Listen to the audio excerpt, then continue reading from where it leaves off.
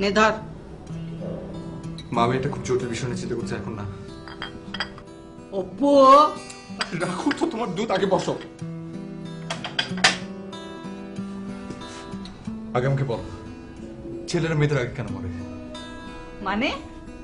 কে আগে মারা গেছে, দাদা যান না দাদি? আমার শ্বশুর সাহেব।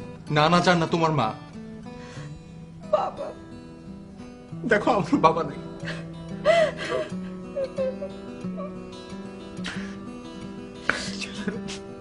ছেলেরা মেয়েদের আগে কেন মরে মা জানো?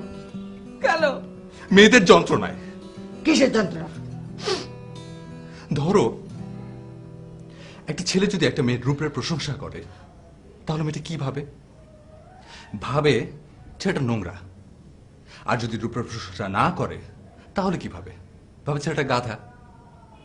যদি ছেলেটা মেয়েটাকে প্রেম নিবেদন করে, তাহলে ভাবে সে চরিত্রহীন। আর যদি না করে, তাহলে পুরুষত্বহীন।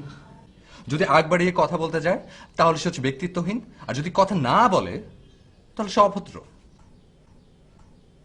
মেয়েটার কোনো বিপদে যদি ছেলেটা এগিয়ে যায়, তাহলে সে হচ্ছে মতলববাজ। আর যদি না যায়, তাহলে কাপুরুষ। এটা হলো বিফোর ম্যারেজ। এবার শোনো আফটার ম্যারেজ। বিয়ের পর আমি যদি সারাদিন ঘরে থাকি, তাহলে আমি হচ্ছে অলস অপদার্থ। আর যদি না থাকি, তাহলে আমি হচ্ছে ছন্ন ছাড়া ঘর বিমুখ। যদি বউয়ের মাথা ধরে, তাহলে সে টায়ার্ড। আর যদি আমার মাথা ধরে, তাহলে আমি তাকে অবহেলা করছি, উপেক্ষা।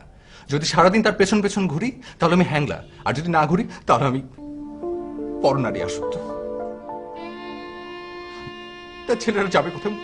মরে যায়। তাহলে তুই কি বিয়ে করবি না? কি করবো বুঝতে পারছি না মা। আল্লাহ আল্লাহ কর বাবা, আল্লাহ আল্লাহ কর। ঠিক আছে, দুধটা খেয়ে নিস বাবা।